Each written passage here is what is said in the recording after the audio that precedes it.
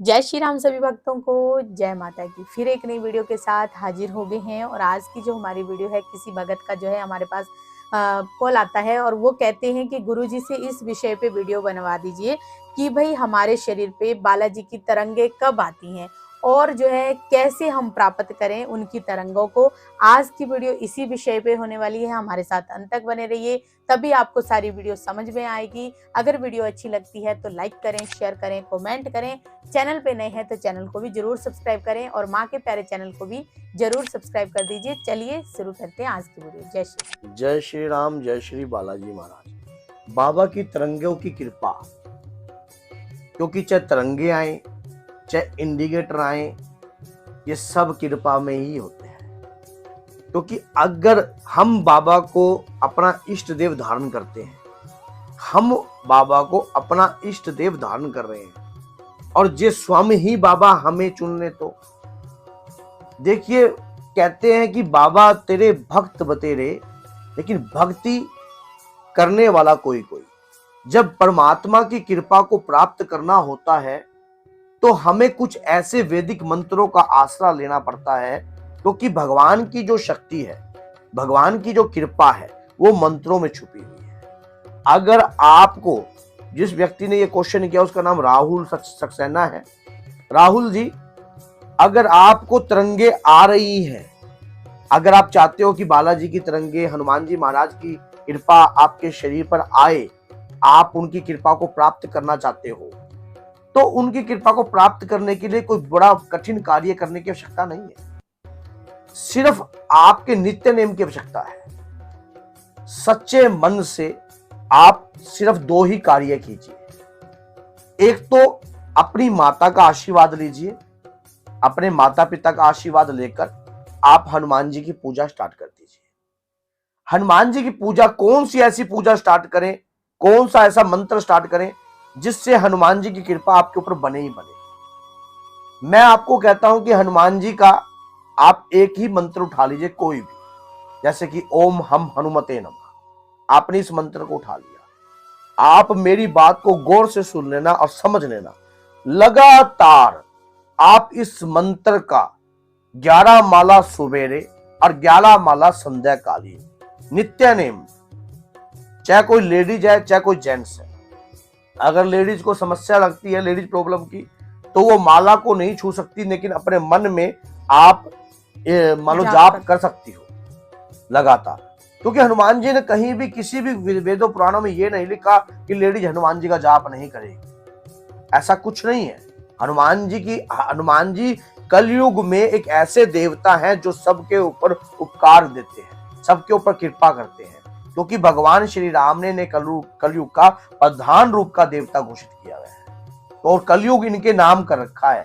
कलयुग में इनकी जितनी भी पूजा होगी, जितनी भी पूजा आप करोगे, आपका कल्याण ही होगा, आपकी पीढ़ी का भी कल्याण होगा। और हनुमान जी महाराज का सानिध्य प्राप्त करने से आपके पितरों का तर्पण भी होता है।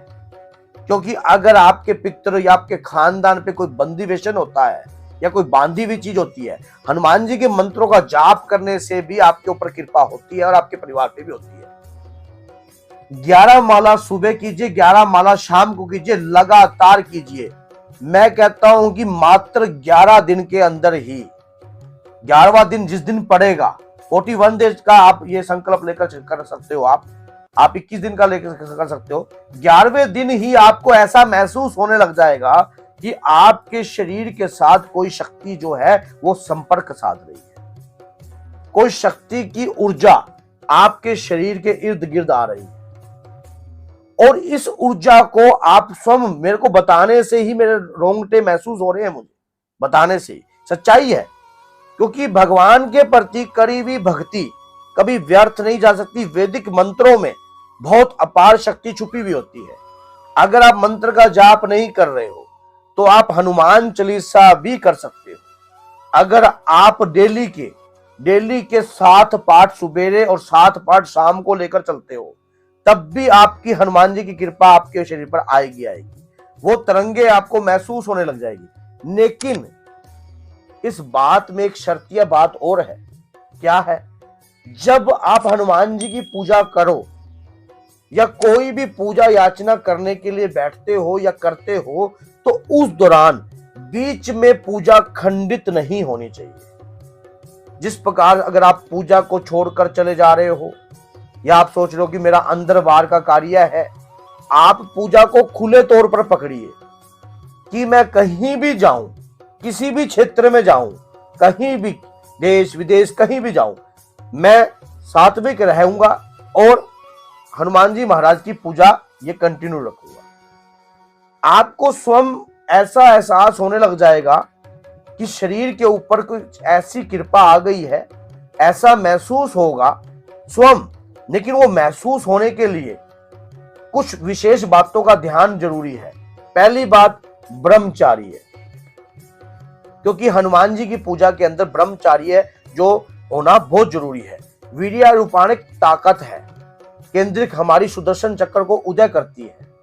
और उसी तरीके से क्या होता है, दूसरी बात यह है कि आपको किसी को निंदा वक्त विचार नहीं रखने, किसी के मन में किसी के छल कपट का आश्रय प्राप्त नहीं करना, इसका भी आपको त्याग करना पड़ेगा। तीसरी बात यह होती है कि आपको हनुमान जी की इस तरंगों को, इन कृपा को प्राप्त करने के लिए किसी की निंदा मत करना, चुगली मत करना और पराई स्त्री का अपने मन में ख्याल भी मत रखना।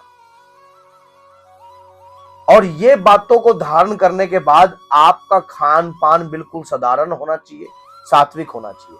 बस ये कुछ ऐसी बातें अगर अपने जीवन में आप धारण कर लेते हो। अब कई बात रह गई। एक भक्त ने मुझसे क्वेश्चन कर लिया था, मैंने एक वीडियो बनाई थी प्याज लहसुन। मैं आज आपको बताता हूं कि मैंने आज तक जब से लेकर मैं अपने घर में पैदा हुआ हूं, मेरे घर के अंदर प्याज लहसुन ही नहीं बनता।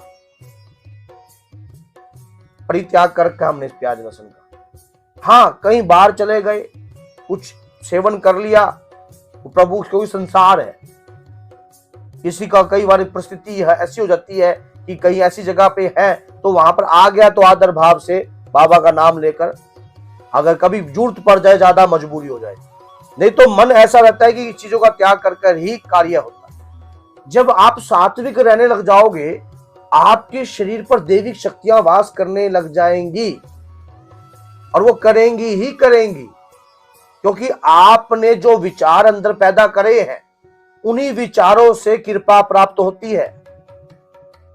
क्योंकि कहते हैं कि जिस दिन से आप ये सोच लेते हो कि हनुमान जी मेरे इष्ट देव हैं, उस दिन से आप हनुमान जी के दास हो जाते हो, उसी दिन से आप उनके प्यारे हो जाते हो। आप ये मत सोचना कि बाबा आपको देख नहीं रहे, वो कहीं ना कहीं इस कलयुग के जागृत देवता हैं और ये बात छुपी हुई नहीं है आप लोगों से, आप भली भांति परिचित हो।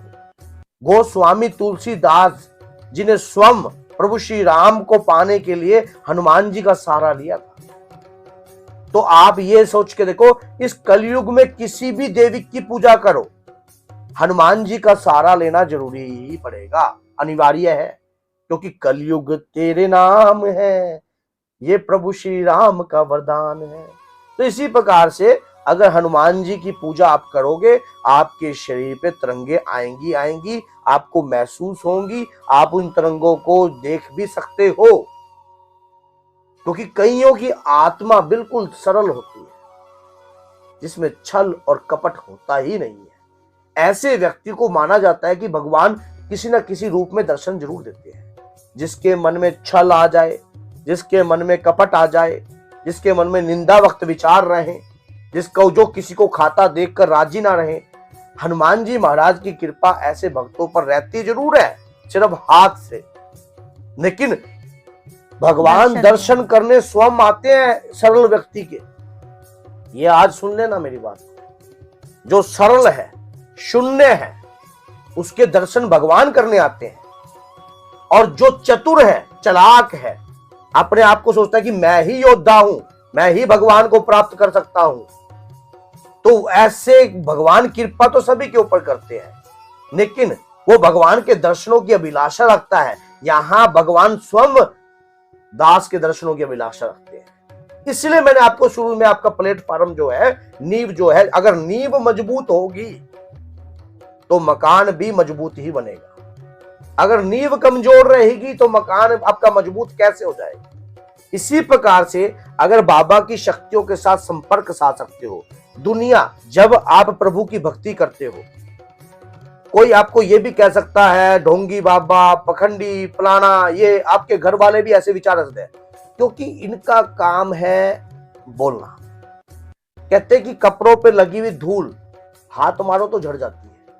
अगर आप इसी धूल को लोगों को कहते फिरोगे कि ये धूल देखो झड़, ये धूल है, धूल है, ये पता भी नहीं लगता कि धूल कब झड़ गई, क्योंकि आपका टारगेट वो धूल नहीं है। आपका टारगेट क्या है?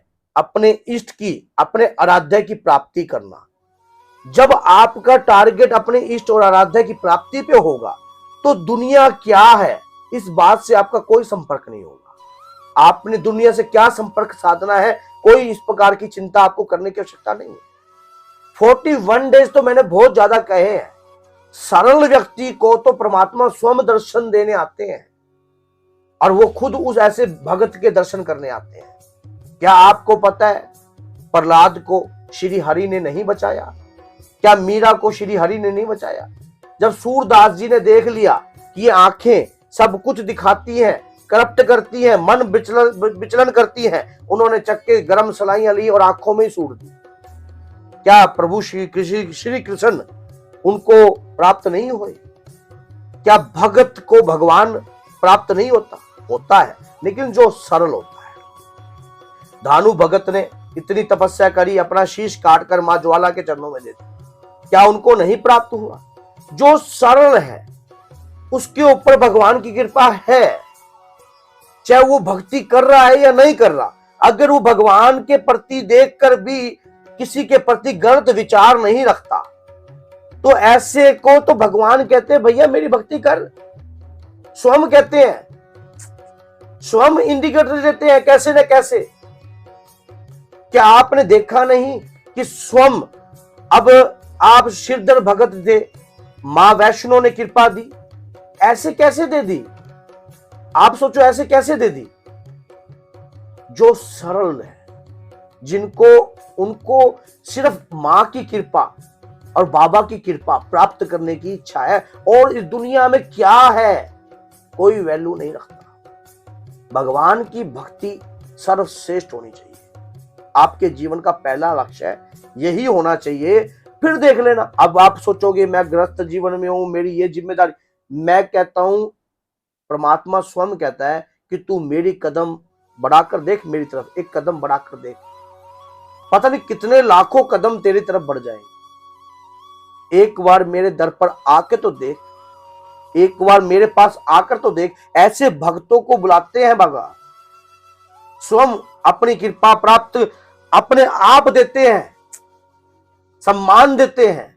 ऐसी अगर कृपा चाहिए तो कुछ मैं ज्यादा ही, क्योंकि भगवान की भक्ति जहां चल रही हो या भगवान के लिए जो भी दो वचन बोलना हो, ये भगवान स्वयं उन्होंने कंठ उन्होंने दिया है कि उनके नाम की तारीफ करना, उनके नाम का ये करना। ये अगर वो ये कंठ भी ना दें तो कहां से, ऐसी क्या औकात हमारी जो हम उनके नाम की तारीफ भी करते।